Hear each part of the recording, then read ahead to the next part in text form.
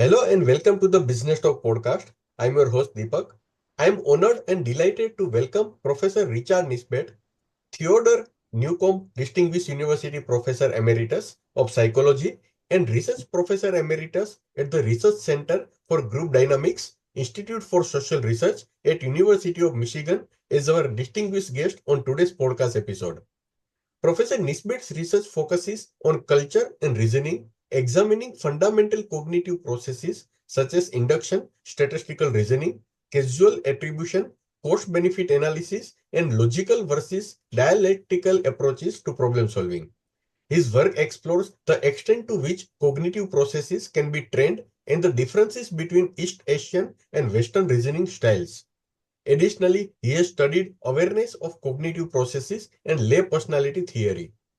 One of Dr. Richard Nisbett's most influential publications is Telling More Than We Can Know, Verbal Reports on Mental Processes, co-authored with T.D. Wilson in 1977, published in Psychological Review.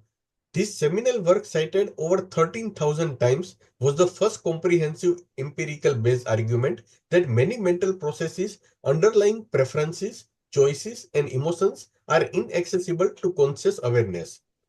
Dr. Nisbett and Dr. Wilson asserted that introspective reports reveal only what people think about how they think, rather than how they actually think. This claim sparked debate among cognitive psychologists, with Erickson and Simon in 1980 offering an alternative perspective. Dr. Richard earned his A.B. in psychology from Tufts University in 1962 and his PhD in social psychology from Columbia University in 1966, where he was advised by Stanley Suchter alongside fellow students Lee Rose and Judith Rodin. Dr. Richard Nisbett has received numerous prestigious accolades throughout his career for his contribution to psychology and social science. In 1982, he was honored with the Donald T. Campbell Award for Distinguished Researcher in Social Psychology by the Society for Personality and Social Psychology. His groundbreaking work was further recognized in 1991 when he received the award for Distinguished Scientific Contributions to Psychology from the American Psychological Association. In 1992, he was elected as a Fellow of the American Academy of Arts and Sciences, reflecting his influence in the field. He was later awarded the Distinguished Senior Scientist Award by the Society for Experimental Social Psychology in 1995 and served as the Wing Lun Visiting Professor of Psychology at the Chinese University of Hong Kong the same year. In 1996, he was honored with the William James Fellow Award for Distinguished Scientific Achievements by the American Psychological Society. His contributions to the scientific community earned him election to the National Academy of Sciences in 2002. In 2007, he was awarded the Oswald Kulp Award by the University of Würzburg, Germany, further cementing his legacy as a pioneering scholar in psychology. Professor Richard has been honored with the John Burgess Honorary Fellowship in 1964, University Fellowship in 1962-3, President's Fellowship in 1965, and NSF Fellowship in 1966. In 2021, Stanford University recognized him among the world's top 2% scientists. In an interview with the New York Times, Malcolm Gladwell stated, "The most influential thinker in my life has been the psychologist Richard Nisbett. He basically gave me my view of the world." In this episode, Professor Richard Nisbett will share insights from his widely acclaimed book, The Geography of Thought: How Asians and Westerners Think Differently. So without further delay, let's welcome Professor Richard Nisbett to the podcast. Professor Richard Nisbett, it's an honor and privilege to have you join us today. I'm very glad to be with you today. Yeah. Dr. Richard, your book, The Geography of Thought, challenges the idea that human cognition is universal. Could you give us an overview of the key differences between Eastern and Western thinking? Right. Well, 30 years ago, a brilliant student from China came to work with me. And after we had been working together for a while, he said approximately the following. You and I think very differently. You tend to look at some object, a person, and concentrate on the attributes. and you attribute the behavior of the object or the person to those attributes. The Chinese student, tend to look at the object in its context, and I pay attention to relationships and to similarities much more than to rules and categories. He didn't say quite all those things, but that was the gist of what he said, and that's the gist of what my book shows. Because when we started to do the work together, we found that his notion of this profound difference between East and West was correct. How do ancient Greek and Chinese philosophies shape the way Westerners and East Asians perceive and reason about the world today? Right. Well, Greek philosophical thought, first of all, was very much influenced by formal logic. And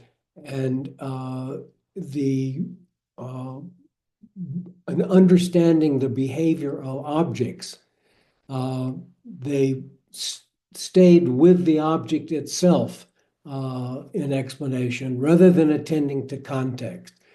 So to the ancient Greeks, the explanation for why an object falls is because it's heavy. In Chinese thought, objects fall because they're subject to gravity. And there was no such conception really on the part of Greeks. They didn't understand that gravity is an interaction between an object and some force. Greek thought was very much influenced by formal logic. Ideas were pushed up against a logical format, and they were accepted or rejected depending on how logical they were. There was never any concern with formal logic in Chinese thought. And that's astonishing to most Westerners. How can that be? Well, that's just the case. They're familiar with notions of logic. And in the East, if someone reasoned too logically, they would be considered immature. You have to pay attention to the context and to the full picture. You can't just zero in on a logical proposition and make your judgments on the basis of that. You describe East Asian thought as holistic and Western thought as analytic. What are the fundamental cognitive characteristics of each, and how do they manifest in everyday decision making? Well, the most fundamental difference, and it's cognitive and perceptual as well, is that Asian thought and perception is attentive to the context. Western thought is attentive primarily to the object and its attributes. The most spectacular experiment that I've ever been involved in was done with Taka Masuda, a Japanese graduate student working with me. And he showed pictures of underwater scenes to Japanese and Americans.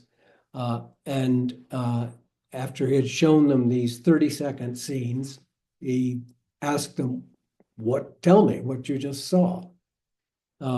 Americans would say, well, I saw a big fish swimming off to the left. It had fins on its back and it has pink stipples on its belly. The Japanese students almost never started with the most salient object. They would say, I saw what looked like a stream. The water was green. There were rocks and shells on the bottom. There was a big fish swimming off to the left, which had fins on its back. So this difference was extremely marked. And after we'd shown them lots of these videos, we showed them still pictures. and said, I want you to tell me if you've seen that picture or not, if you've seen that object or not. And the Japanese accuracy was totally dependent on whether we showed the object in the original context or in a new context. It didn't make any difference to the American subjects. If they saw that object, it didn't, that's I saw the object. To the Japanese, they didn't realize they'd seen it if they were shown the object in a different context. And when we put a device on people to measure where they're looking at a picture, at a still picture, almost all of the eye movements of the American subjects are within the object, whereas the eye movements of Japanese subjects are back and forth between the object and the context, which helps to explain why it is that showing the original context helps them to realize whether they've seen the object or not. So it's very different forms of perception and very different forms of cognition.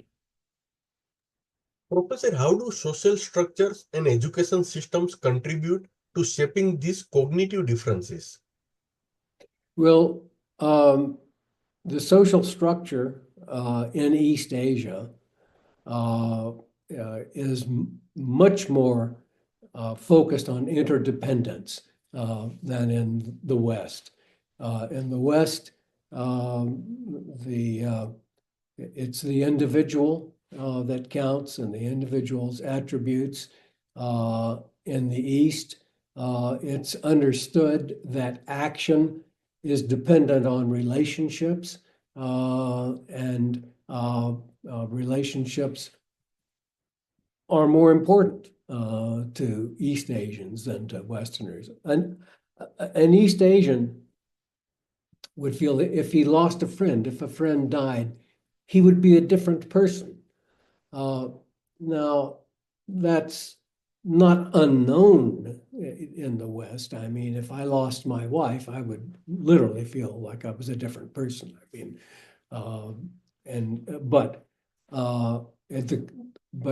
if I'd simply lost a friend, I wouldn't, even if a very good friend, I wouldn't feel like I was a different person anymore. Someone who's East Asian would feel like they were a different person. Your research suggests that East Asians tend to seek a middle way when resolving conflict, whereas Westerners apply formal logic and categorically reasoning. What implications does this have cross-cultural communication and problem solving? Well, Westerners tend to understand Westerners better than they understand Easterners. Easterners tend to understand Easterners better than they understand Westerners. And in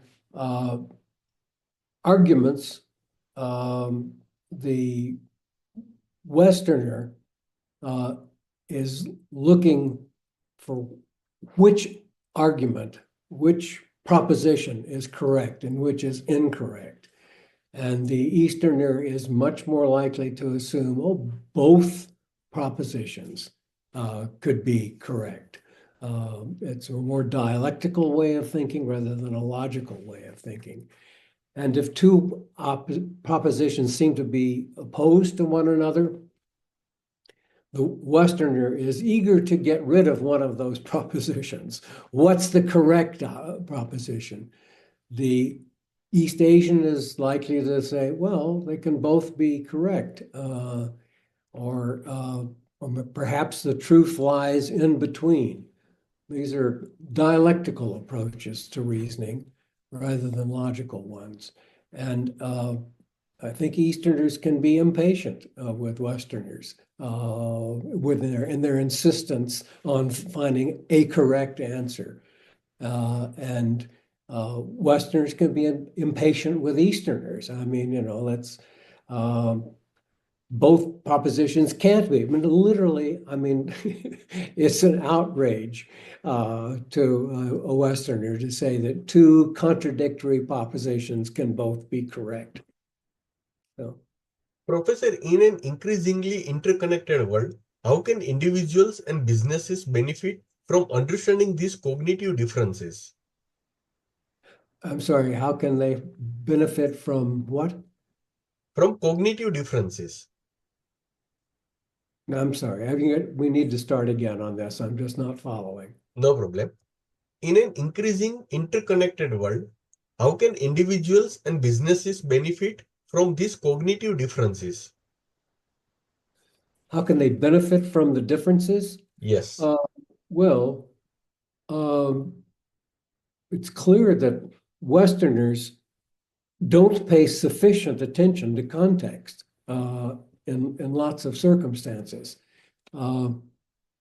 It's usually correct to pay attention and also to pay attention to relationships. Westerners are not as likely to pay attention to relationships or to degrees of similarity between objects.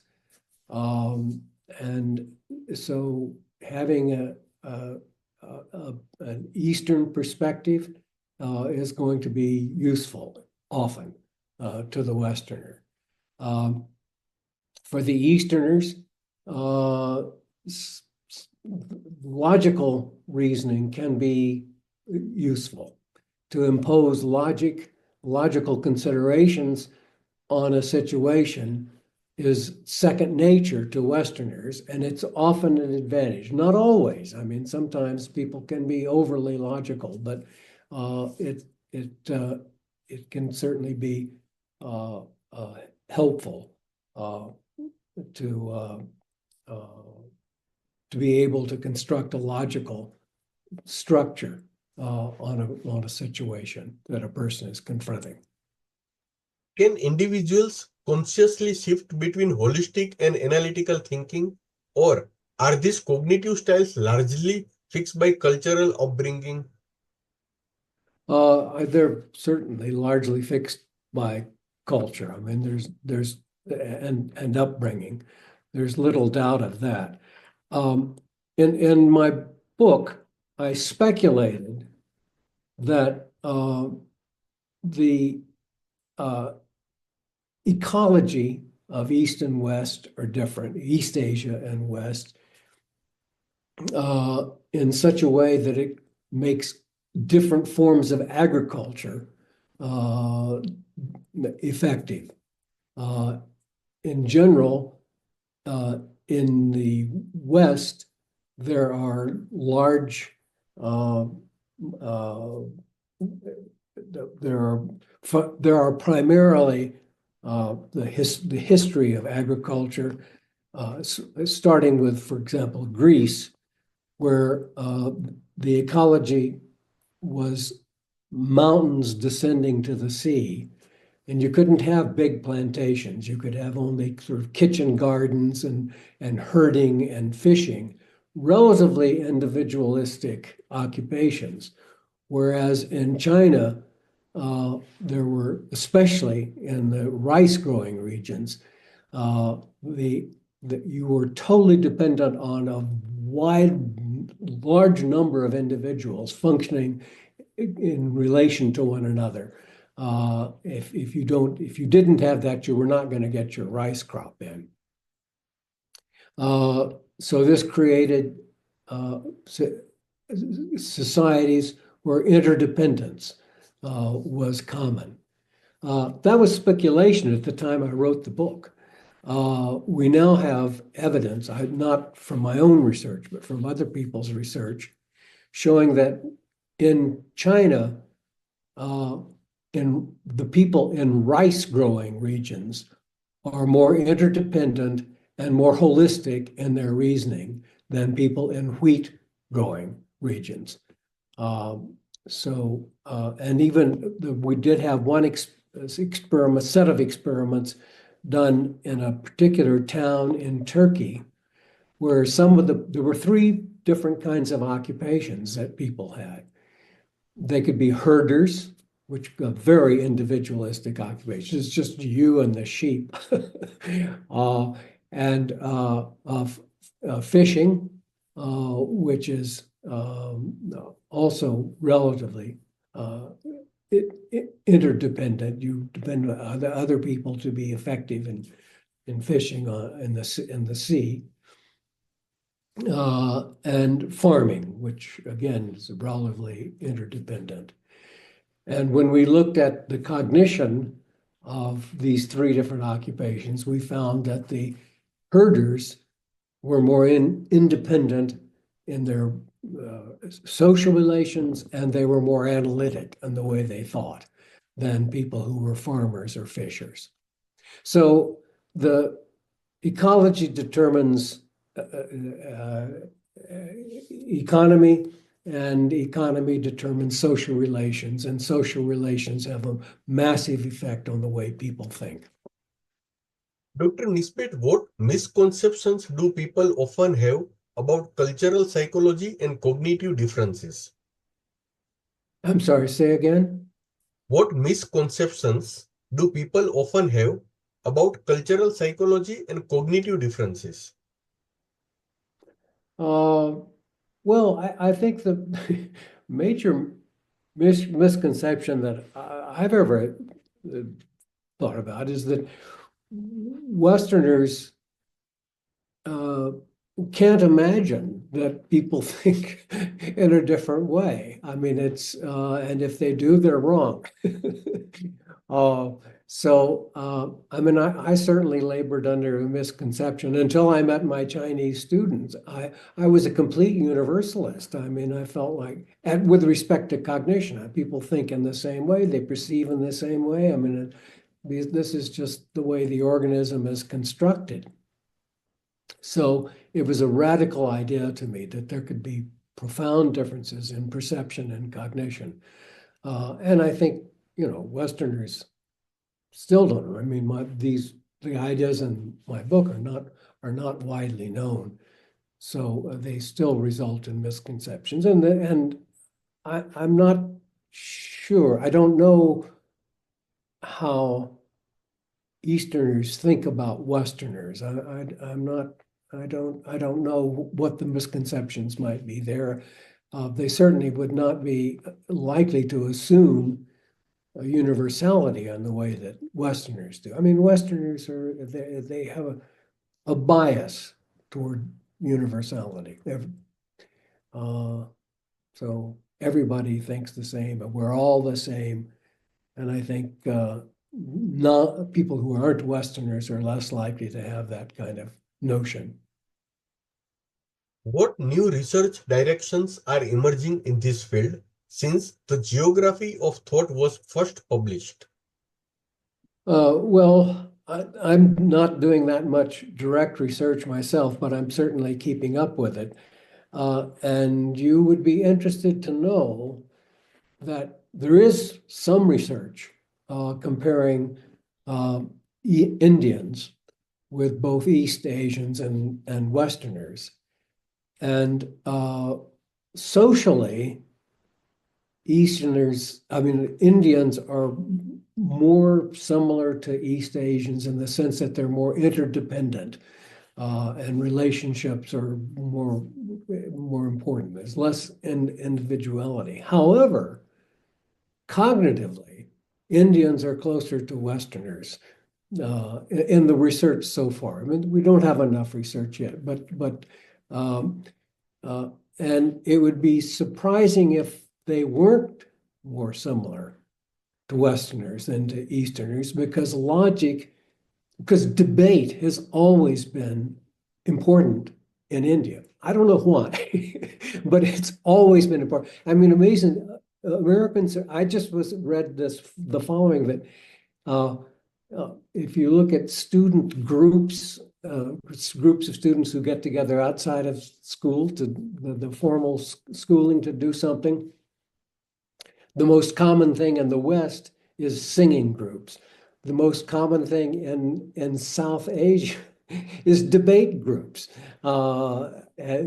competing and debate. I mean, it's I don't know why debate is so much, and debate, if you debate, you're going to have logic. Cultures which do a lot of debating have a much more logical approach to things. Professor, my last question. If there were one key takeaway from your book that you would want every listener to remember, what would it be? Well, I think it's that, I mean, diversity is really a good thing. I mean, it's Westerners benefit from having Eastern approaches and South Asian approaches. I don't know if you know that South Asians in the US are more likely to become CEOs than European Americans, and both of whom are much more likely to become CEOs than East Asians. Now, it's not clear exactly why that is. Logic may play a role. It may be that logic is helpful in being successful in business. Although it's pretty clear that assertiveness is another point. South Asians are just much more assertive. And it's the assertive person saying, this is what I think. I believe that I'm right. I think you're mistaken in this, and here's what we need to do. Whereas the East Asian is like to be a little more, cautious and interactive and to stand back a bit and not be so forceful and assertive.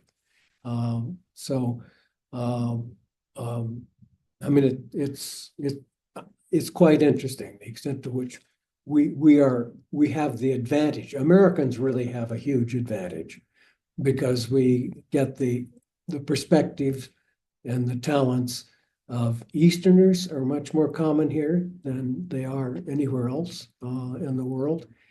And increasingly, we have South Asians and we have their talents. So it's a big advantage to have this diversity of thought, I think. Listeners, as we conclude this insightful episode, I want to extend my deepest gratitude to Professor Richard Nisbett for joining us today. His groundbreaking research has reshaped our understanding of human cognition, culture, and reasoning, offering profound insights into how we think and why our perspective differs across cultures. I sincerely appreciate Professor Nisbett's time and wisdom, and I hope this discussion has inspired our listeners to reflect on their own way of thinking and decision making. Once again, Professor Nisbett, thank you for your invaluable contributions and sharing your expertise with us today. It's been an honor to have you on Business Talk. Thank you. I've much enjoyed talking to you. Thank you.